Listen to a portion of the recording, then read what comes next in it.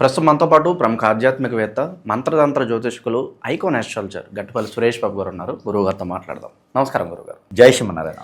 గురుగారు, శ్రీ పరాభవ నామ సంవత్సరం మేషరాశి వాళ్ళకి ఏ విధంగా ఉండబోతుంది? సో ప్రత్యేకంగా ఈ సంవత్సరం వీళ్ళు ఎటువంటి జాగ్రత్తలు తీసుకోవాలి? షడ్రుచుల్లో ఏ రుచి వీళ్ళకి ఎక్కువగా అనుభూతి చెందే అవకాశం ఎక్కువగా ఉంటుందంటారు? మేషరాశి వారికి ఈ పరాభనామ సంవత్సరంలో షడ్రుచుల్లోని ఏ రుచి అన్నారు కాబట్టి వీరికి తీపే పెడదాం, స్వీట్ రుచే పెడదాం. ఎందుకంటే మొదటి రాశి, అందులోనూ సంవత్సరం ఆరంభంలో ఉన్నాం కాబట్టి వీరికి తీపే తినిపిస్తే మంచిది. షుగర్ ఉన్నా, బీపీ ఉన్నా, వేరే ఇంకేమన్నా కూడా తీపి తినాల్సిందే వీరిక. ఎందుకంటే వీరికి ఆదాయం 11, వ్యాయం 5, రాజ్యపూజ్యం 2, అవమానం 4. ఈ యొక్క స్థితిగతులు ఎలా ఉన్నాయంటే కనుక మేషరాశి వారికి బాగానే ఉన్నాయని చెప్పొచ్చు. అంటే వేరే ఇంకా రాసుల్ని తీసుకున్నట్టయితే అన్ని రాసుల కల్లా కొంచెం భిన్నంగానే కనిపిస్తుంది. కొంతమేర పర్వాలేదు, కష్టపడితే కష్టపడ్డ వారా ప్రతిఫలం అయితే వస్తుంది. మాట్లాడినా కూడా డబ్బులు వస్తాయి వీరికి, కాబట్టి పర్వాలేదని చెప్పుకోవచ్చు మేషరాశి వారికి. అందుకే తీపి తినిపించాలి వీళ్ళకి. వీరే అందరికీ తినిపించేలా ఉన్నారు ఈ సంవత్సరం. కాబట్టి ఈ పరాభనామ సంవత్సరంలో రాసులన్నింటిలో కల్లా బాగున్న రాసులు కొన్ని ఉన్నాయి. ఆ రాసులు బాగున్న వాటిల్లో ఒకటిగా ఉంది ఈ యొక్క మేషరాశి. ఇక ఈ పరాభనామ సంవత్సరం మొత్తం కూడా ఏది మనకి 2026 నుంచి 2027 ఏప్రిల్ 17వ తారీఖు వరకు కూడా పరాభనామ సంవత్సరం ఉంటుంది. ఈ పరాభనామ సంవత్సరంలో అతిపెద్దైనటువంటి ఆ ఒక రాశి అనేది మేషరాశి. కాబట్టి ఇక గ్రహాల యొక్క స్థితిగతులు మనం గమనించినట్టయితే కనుక 12వ స్థానంలో వచ్చేసి ఇక శని భగవానుడు ఉన్నాడు. 11వ స్థానంలో రాహు ఉన్నాడు. ఇక్కడ చూసుకుంటే కనుక మనకి 2వ స్థానంలో మనకి గురువు ఉన్నాడు. 2 నుంచి మనకి 4వ స్థానం తీసుకున్నట్టయితే కనుక కేతు ఉన్నాడు. ఈ రకమైనటువంటి గ్రహస్థితి ఎందుకు చెప్తున్నానంటే ఇవి మారే గ్రహాలు కాదు. ఈ సంవత్సరం మొత్తం కూడా ఇవే గ్రహాలు కొనసాగుతూ ఉంటే మేషరాశి వారికి. కాకపోతే అక్టోబర్లో మాత్రమే ఈ యొక్క గురు గ్రహం మాత్రమే 3వ స్థానంలోకి వస్తుంది.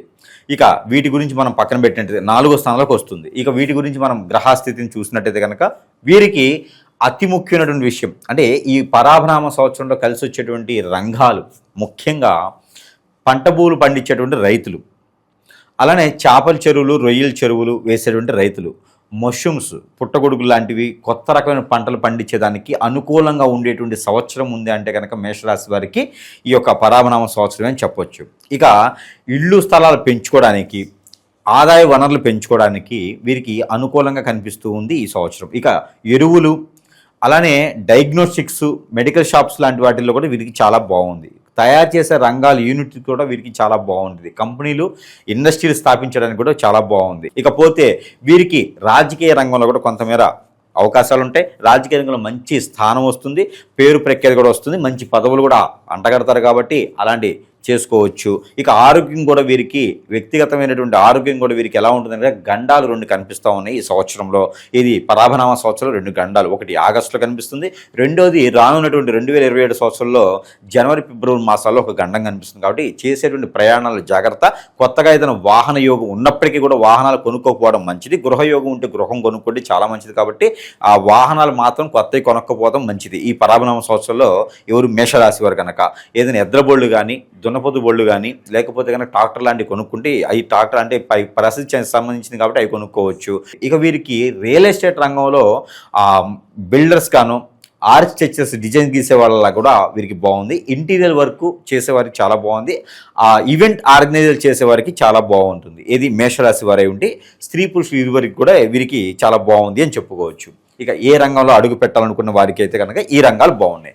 ఆల్రెడీ ఇంతకుముందు చేసేటువంటి వ్యాపారాలు ఏమైనా ఉన్నాయంటే కనుక అవి కొనసాగుతూ ఉంటే కానీ కొత్తగా గొప్పగా పై స్థానానికి వెళ్ళేలాగైతే ఏమీ లేవు. ఇక గ్రహాల యొక్క స్థితిగతులు ఈ సంవత్సరం వీరికి కలిసి వచ్చేటువంటి గ్రహాలు ఏమైనా ఉన్నాయంటే కనుక రవి ఒకటి బాగా కలిసి వస్తుంది, శని ఒకటి బాగా కలిసి వస్తుంది. అందరూ ఏలినాటి శని అనుకుంటారు, శని వల్ల వీరికి బాగా కలిసి వస్తుంది. శని, రాహు కూడా బాగా కలిసి వస్తారు. ఇక కుజుడు కూడా వీరికి అనుకూలంగా మారుతున్నారు కాబట్టి పెళ్లిళ్ళు అది చేసుకోవడానికి అయితే బాగుంటుంది. కాకపోతే ఏప్రిల్ 17వ తారీఖు తర్వాత మాత్రమే వీరు పెళ్లి చేసుకోవడానికి యోగ్యులు.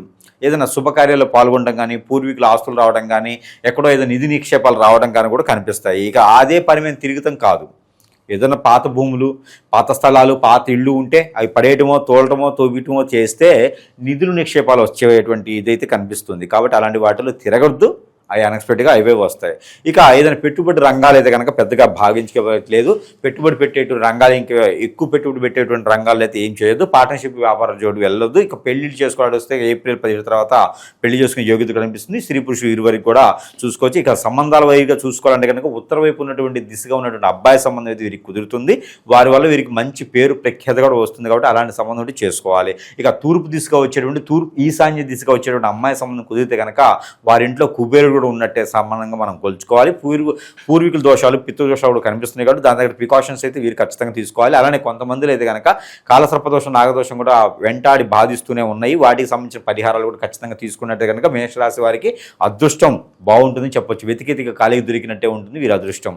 కాబట్టి ఇక పోటీ ప్రపంచంలో కనుక మనకి ఉద్యోగుల కోసం న్యావీ కానీ పోలీసులు కానీ మిలిటరీ కానీ ట్రై చేస్తే ఇంకా ట్రై చేసి ఉంటే కనుక వారికి ఏది సరిపోతే కనుక ప్రయత్నం చేసుకుంటే వీరికి ఖచ్చితంగా జూన్ లోపు కనుక వీరికి కాల్ లెటర్ వస్తుంది. ఉద్యోగం కూడా వీరికి జాయిన్ అవ్వమని చెప్పేసి లెటర్ వస్తుంది కాబట్టి ఆ మేర ప్రయత్నం చేయొచ్చు. ఇక ఎవరైనా బాధపడుతున్నారా, భార్యాభర్తలు దూరమైనారని, పెళ్ళి అయ్యి ఉండి పిల్లలు పుట్టలేదని ఇబ్బంది పడుతుంటే కనుక వారికైతే మాత్రము జూన్ తర్వాత ప్రయత్నం చేస్తే ఖచ్చితంగా పిల్లలు పుట్టే యోచన అయితే కనిపిస్తూ ఉంది. ఇక భార్యాభర్తల మధ్య గొడవ అవటం కానివ్వండి, అలానే భార్యాభర్తల మధ్య గొడవ ఒకటే కాకుండా విడిపోయేసి కోర్టు వరకు వెళ్ళే విషయాలు కూడా ఉంటే కనుక ఆగస్టు తర్వాత ప్రయత్నం చేస్తే మళ్ళీ ఒకటయ్యేటువంటి యోచన అయితే కనపడుతూ ఉంది. ఇక పరాభనామ సంవత్సరం మొత్తం కూడా వీరు చూసుకున్నట్టయితే కనుక విదేశీయానం అయితే జూన్ తర్వాత కనిపిస్తుంది కాబట్టి ప్రయత్నం చేయొచ్చు. 2026 జూన్ తర్వాత కనిపిస్తుంది, ప్రయత్నం చేయొచ్చు. ఎవరికైనా ఇచ్చేసి డబ్బులు ఇచ్చి నమ్మకంగా ఉండేసి మోసం చేస్తారు కాబట్టి అలాంటి జోరు వెళ్ళొద్దు. ఇక పాస్పోర్టు వీసాలని డబ్బులని, ఇంటర్వ్యూలో డబ్బులని, అక్కడ యూనివర్సిటీలో సీట్లు డబ్బులని మాత్రం పెడితే కనుక ఖచ్చితంగా మోసపోయేదానికి ఉంటుంది. వీరు ఇండిపెండెంట్గా ఇండివిజువల్గా ప్రయత్నం చేసుకుంటే ఖచ్చితంగా వీరు ఆ స్థానానికి వెళ్ళేటువంటి యోచన కనిపిస్తూ ఉంది.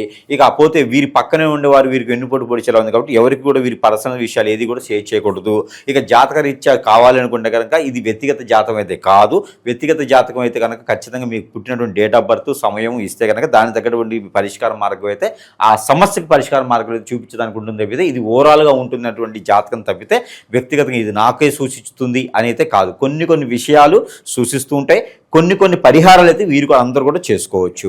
ఇక వెహికల్స్ లాంటి 2 వీలర్ 4 వీలర్ లాంటిది కొనుక్కోకూడదు. అలాంటి కొనుక్కుంటే ఇబ్బందికరంగా ఉంటుంది. ఇక ట్రావెల్స్ రంగంలో ఉన్న వారికి అయితే పెద్దగా కలిసి వచ్చేటువంటి దానికైతే కనిపించలేదు. ఇక ఫైర్ యాక్సిడెంట్లు అయ్యేదానికి అయితే కనిపిస్తుంది కాబట్టి ఇండస్ట్రీలో ఉన్నప్పుడు కొంచెం జాగ్రత్తగా ఉండాలి.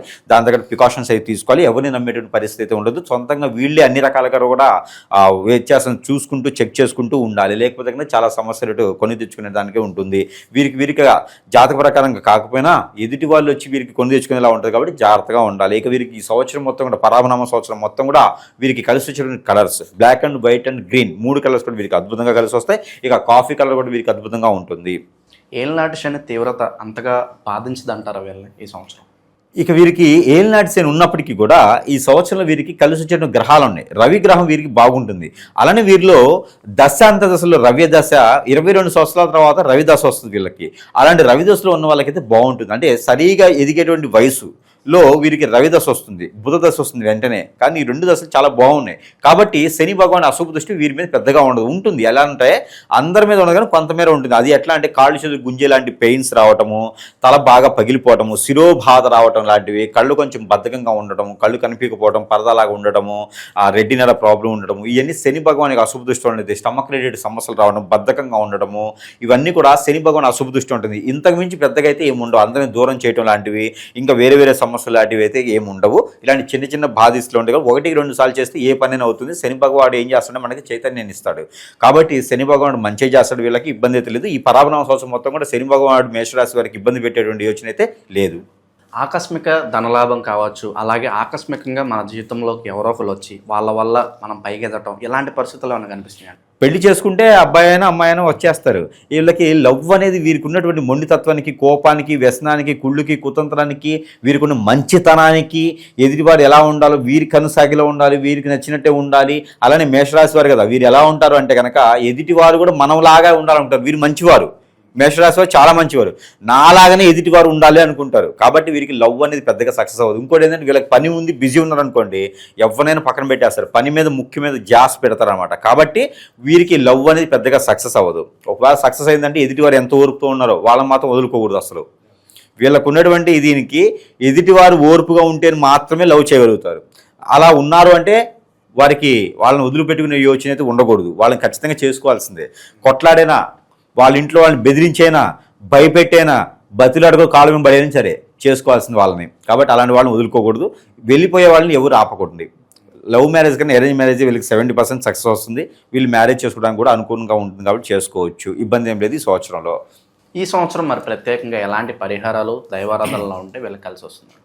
ఖచ్చితంగా వీరికి ఏంటంటే కలిసి వచ్చే నెంబర్ కూడా ఒకటి ఉంటుంది. వీళ్ళకి 7 వచ్చేసి 3, ఈ 2 నెంబర్లు వీరికి అద్భుతంగా కలిసి వస్తాయి. 7 అంటే రవి భగవాన్ యొక్క దశ నడిస్తే 7 నెంబర్ పనికి వస్తుంది. అలానే 3 నెంబర్ గురువు సంబంధించింది కాబట్టి 2 కూడా కలిసి వస్తుంది కాబట్టి 3 నెంబర్ కూడా వీరికి అద్భుతంగా కలిసి వస్తుంది. ఇక వీరికి దిక్కు తూర్పు దిశగా బాగుంటుంది, ఈశాన్య దిశగా బాగుంటుంది. తూర్పు ఈశాన్య దిశగా కూడా వీరికి దిక్కు బాగుంటుంది. ఇక వీరికి కలిసి వచ్చేటువంటి వారం అయితే శుక్రవారం, మంగళవారం, ఈ 2 వారాలు వీరికి అద్భుతంగా ఉంటాయి.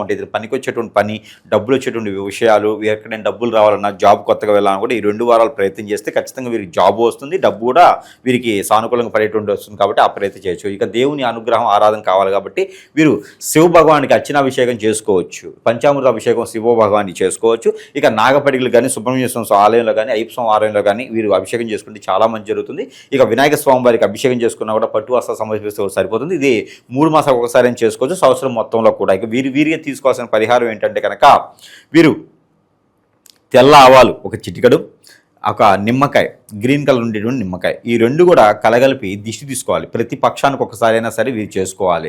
అలా దిష్టి తీసుకొని ఎక్కడ పొదలుగా ఉన్న చెట్లలోనే వేయొచ్చు, రోడ్డుకి విరువైపులనే వేయొచ్చు, లేదా పారేటువంటి నీటిలోనే వేయొచ్చు. ఇలా చేస్తే నరదిష్టి, నరఘోష, శత్రుభయం లాంటివి వీరి దగ్గరికి రాకుండా, వీరిని ఎవరు చెడు దృష్టితో చూడకుండా, పట్టించుకోకుండా వారిపైన వాడు చేసుకునేలా ఉంటుంది. కాబట్టి వీరి మీద ఎక్కువ ఎవరు కూడా జాస్ పెట్టుకోకుండా ఉంటారు, వెతుకుతున్నారని వ్యసనం లేకుండా ఉంటుంది. కాబట్టి ఇలాంటి పరిహారం చేసుకుంటూ ఉంటే అదృష్టవంతులు అవ్వచ్చు. ఈ పరాభనామ సంవత్సరంలో అతిపెద్ద రాశులు అయినటువంటి ద్వాదశ రాశులు అన్నింటిలో కల్లా కూడా కొన్ని రాశులు మాత్రమే బాగున్నాయి. ఆ కొన్ని రాశుల్లో బాగుండే రాశుల్లో ఒకటిగా ఉంటుంది మేషరాశి. కాబట్టి అదృష్టం అనేది వీరికి సొంతం ఉంటుంది. ఒక స్థాయికి వచ్చేదానికి ప్రయత్నం అయితే మాత్రము ఖచ్చితంగా ఈ 2026 యుగాది నుంచి వీరు ప్రయత్నం చేస్తే ఖచ్చితంగా నిలదొక్కొని 10 మందికి ఉపాధి అవకాశాలు కల్పించేటువంటి శక్తి, యుక్తులు కలిగినటువంటి రాశి ఉంది అంటే కనుక మేషరాశి. కాబట్టి ప్రయత్నం చేసి అదృష్టవంతులు అవ్వచ్చు. ఓవరాల్గా ఈ సంవత్సరం వీళ్ళకి విశేషంగా కలిసి రావాలని